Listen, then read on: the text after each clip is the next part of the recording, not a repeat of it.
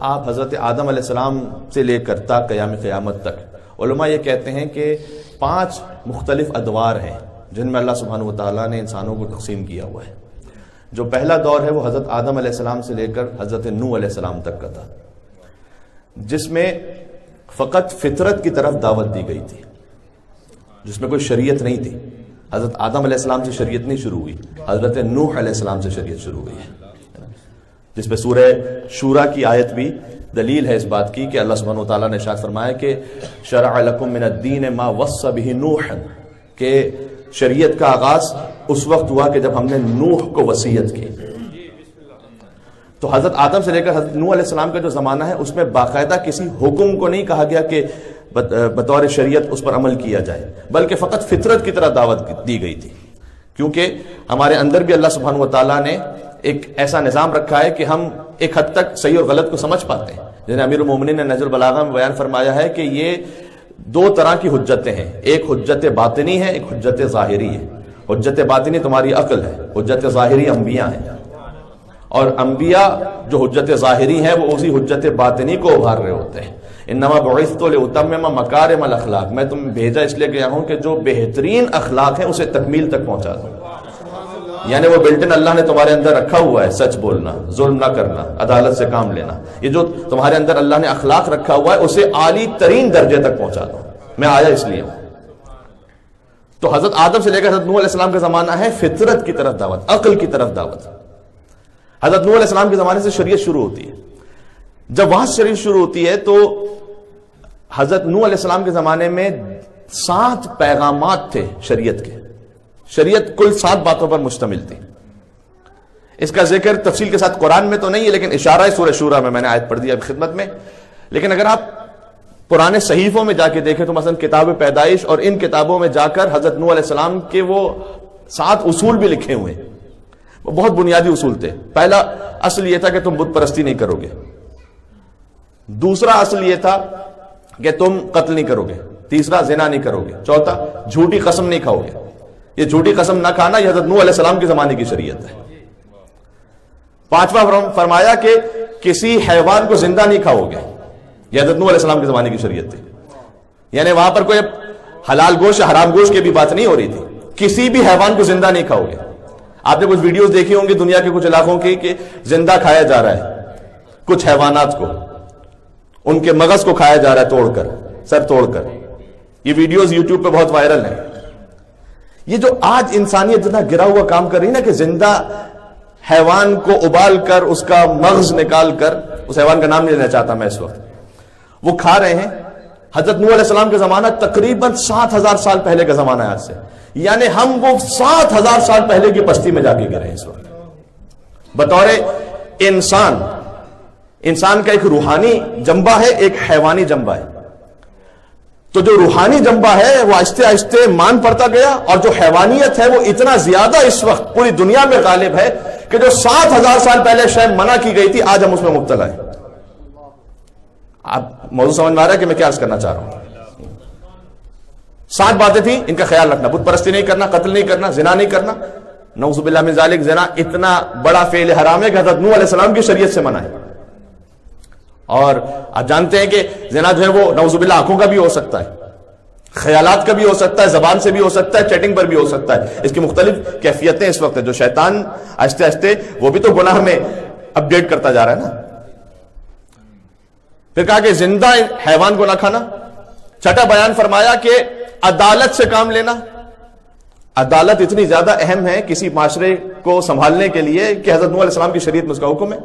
اور 7واں یہ کہ ان تمام 6 امور کی نظارت کے لیے اللہ کا جو نمائندہ ہے وہ حجت ہوگا، وہ قضاوت کرے گا۔ یہ 7 اصول تھے۔ حضرت نوح علیہ السلام کے زمانے سے شریعت شروع ہو گئی، باقاعدہ شریعت بڑھتی رہی۔ حضرت ابراہیم علیہ السلام کے زمانے دیکھیں شریعت میں اضافہ ہوا ہے، دین وہی ہے۔ میں آپ سے اطمینان کے ساتھ کہہ رہا ہوں، پورے قرآن میں آپ کو لفظ دین کی جمع نہیں ملے گی، پلورل۔ دیکھیں اللہ سبحانہ و تعالیٰ کا کلام ہے، کچھ سمجھانا چاہ رہا ہے اللہ۔ پورے قرآن میں دین کا پلورل ہے ہی نہیں، دین سنگولر ہے۔ حتیٰ یہ کہ جب دین مکمل ہو رہا ہے تو جو میں نے آیت پڑھی آپ کے سامنے واضح ہو گیا کیوں آیت پڑھی میں نے آپ کے سامنے. الیوم اکملت لکم دینکم، ادیانکم نہیں کہا یہاں پر. آج کے دن میں نے دین کو مکمل کر لیا، دین کو مکمل کر لیا. واتممت علیکم نعمتی، اور میں نے تم پر نعمتوں کو تمام کر دیا. وَرَضِيتُ لَكُمُ الْإِسْلَامَ دِينًا، اس کا ترجمہ اس طرح سے مجھ سے سن لیجئے گا. وَرَضِيتُ لَكُمُ الْإِسْلَامَ دِينًا، اور آج کے دن میں راضی ہو گیا کہ اسلام کو دین کہا جائے.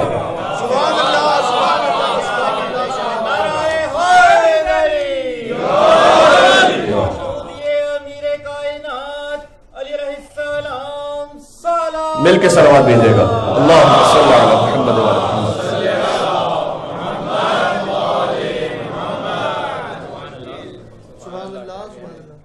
جو دوسرا زمانہ ہے نا، اللہ سبحانہ و تعالیٰ نے جو تقسیم اگر 5 حصوں میں تقسیم کیا جائے، حضرت آدم سے لے کر حضرت نوح علیہ السلام، ہم نے کہا پہلا زمانہ. حضرت نوح سے لے کر یوم غدیر خم تک دوسرا زمانہ ہے، کیونکہ غدیر خم پر دین مکمل ہوا. جتنے شریعت کے احکام تھے وہ آتے رہے. حضرت نوح علیہ السلام کے زمانے میں 7 حکم آئے، حضرت موسیٰ تک آتے آتے 10 ہو گئے. سورہ اعراف میں اس کا ذکر موجود ہے، سورہ بقرہ میں ذکر موجود ہے. حضرت موسیٰ کی شریعت میں ان 7 کے علاوہ 3 کا اضافہ ہو گیا. وہ 3 کون سے تھے؟ والدین کا احترام رکھنا. حضرت موسیٰ علیہ السلام کی شریعت اتنا اہم حکم ہے والدین کا احترام کہ موسیٰ علیہ السلام کی شریعت میں یہ 7 کے بعد 8واں یہ ہو گیا. 9واں فرمایا کہ ہمسائے کے مال اور ناموس پر نگاہ نہ کرنا. اور 10واں یہ کہ ہفتے کے دن اللہ کی عبادت کرنا. یعنی اللہ سبحانہ و تعالیٰ نے آہستہ آہستہ انسانیت کو تیار کیا کہ باقاعدہ ہفتے میں ایک خاص دن رکھو اللہ سبحانہ و تعالیٰ کی عبادت کے لیے. ویسے تو تم بندے ہو، اسلام میں جو بندگی کا تصور ہے آہستہ آہستہ وہ ایوالو ہوتے ہوتے ساتھ سے پہنچا کہ تم 24/7 اللہ کے بندے ہو، تم پارٹ ٹائم نہیں ہو اللہ کے بندے. یہ یہاں کا تصور ہے کرسچینٹی کا کہ اگر چلے بھی گئے چرچ میں تو صبح کو پہنچے گڈ مارننگ گاڈ کہہ کے، اور جو کچھ بھی ریچولز انجام دینے تو انجام دی، اور جب باہر نکلنے لگے تو کہا good bye God, see you next week. اس کے بعد ایک ہفتہ میں نے جیسے گزارنا اس کا اللہ سے کوئی تعلق نہیں ہے. اسلام کا تصور یہ نہیں ہے. حضرت موسیٰ علیہ السلام کے زمانے شروع کیا گیا کہ دیکھو ایک خاص دن تو تمہیں مخصوص اللہ کی عبادت کرنی ہے، دنیا کے کام کاج چھوڑ دو. یہ شریعت بڑھتے بڑھتے بڑھتے اللہ سبحانہ و تعالیٰ انسانیت کو کمال تک لے جا رہا ہے.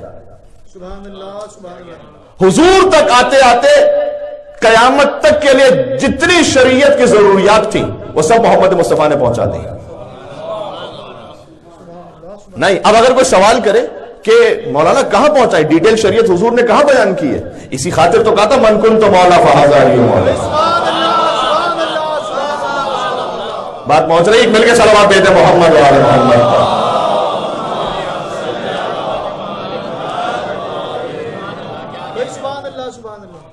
لہذا الیوم یئس الذین کفروا، آج کے دن کافر مایوس ہو گیا، غدیر کے دن، کیونکہ وہ یہ سمجھ رہا تھا کہ بھائی حضور چلے بھی جائیں گے تو کون ان کے میسج کو صحیح انٹرپریٹ کرے گا، کون ان کے میسج کا دفاع کرے گا. حضور نے اپنے ہی جیسا ایک معین فرما دیا کہ ہمارا پہلا بھی محمد ہے، اوسط بھی محمد، آخر بھی محمد، سب کے سب محمد ہیں. اب علی بھی محمد ہی کی صورت میں، اب علی کے بعد حسن بھی محمد ہی کی صورت میں، ان کے بعد حسین بھی محمد ہی کی صورت میں. غدیر کے دن تک دوسرا پورشن مکمل ہوا. اس کے بعد ہے دین کی انٹرپریٹیشن. قرآن میں ہے اقیم الصلاۃ، لیکن نماز پڑھنی کیسے؟ آتو زکات، لیکن زکات دینی کن چیزوں پر ہے؟ للہ علی الناس حج البیت من استطاع الیہ سبیلا، لیکن حج کرنا کیسے؟ تو کوئی ایسا بتائے کہ جس پر آپ کو جیسے رسول اللہ پر بھروسہ ہے اس کی بات پر بھی ویسے ہی بھروسہ ہے. یہ میں بہت لاجیکل لے کر آ رہا ہوں آپ کی خدمت میں، یعنی جس میں کسی قسم کی خطا کا امکان نہ ہو، یعنی مختصر الفاظ میں نہ وہ ہذیان رکھتا ہو نہ نسیان رکھتا ہو، وہ بھولے سے بھی کوئی غلط بات نہ کرے. جس کا دیکھنا رسول اللہ کا دیکھنا ہو، جس کا اٹھنا رسول اللہ کا اٹھنا ہو، جس کا کہنا رسول اللہ کا کہنا ہو، جس کا چپ رہنا رسول اللہ کا چپ رہنا ہو.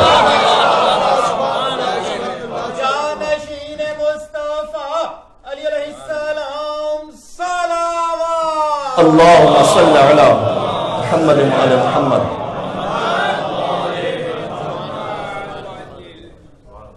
ائمہ کے ظہور کا زمانہ جو تھا 11ویں امام تک، یہ ہے تیسرا پورشن. حضرت آدم سے نوح تک پہلا حصہ، حضرت نوح علیہ السلام سے غدیر تک دوسرا حصہ. شریعت مکمل ہو گئی، دین مکمل ہو گیا. غدیر سے لے کر 11ویں امام کی شہادت تک یہ تیسرا حصہ ہے. دین کی انٹرپریٹیشن ہو گئی. اب ہے زمانہ ظہور، جس میں ہم چوتھے حصے میں زندگی گزار رہے ہیں. پانچواں حصہ ہے بعد از زمانہ ظہور، جو زمانہ غیبت ہے. اس میں اب انسان، اس کے لیے ٹرمنالوجی یوز کی جاتی ہے ایکسپیریمنٹلسٹ بن گیا، کہ میں جب تک ایک چیز کو تجربے سے خود نہیں دیکھوں گا اس وقت اس کو مانوں گا نہیں. یعنی مجھے وحی کی ضرورت نہیں ہے، یعنی مجھے قرآن کی ضرورت نہیں ہے، مجھے اللہ کی طرف سے حجت کی ضرورت نہیں ہے. میں خود اپنے اچھے برے کو سمجھتا ہوں، اور جس چیز کو میں تجربے کی بنیاد پر دیکھوں گا میں اس کو مانوں گا. یہاں سے انسان نے گویا اب طریقہ سفر شروع کیا، اس لیے کہ علم بھی محدود ہے اور تجربہ بھی محدود ہے، اور علم میں بھی غلطی کی گنجائش ہے اور تجربے میں بھی غلطیاں ہیں. بات واضح ہو رہی ہے؟ اس تجربے کا مطلب فقط لیب کا تجربہ نہیں ہے، سوسائٹی پر تجربہ، اکنامکس میں تجربہ، سیاسیات میں تجربہ. یہ کرتے کرتے کرتے کرتے انسان جتنا وحی سے دور ہوتا گیا، یعنی وحی سے دور ہونے کا مطلب ہے جتنا اللہ کی حجت کی ضرورت اسے محسوس ہونا ختم ہو گئی، اس انسان کا جنبہ حیوانی باہر آتا چلا گیا. اب ایک روحانی جنبہ تھا وہ پردے میں چلا گیا،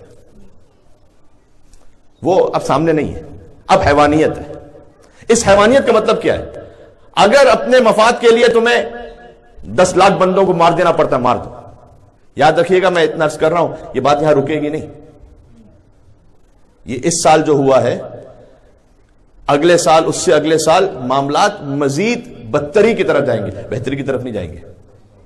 یہ میں عرض کر رہا ہوں آپ سے، جب تک انسانیت اپنے آپ کو فرزند زہرا کے لیے تیار نہ کرے.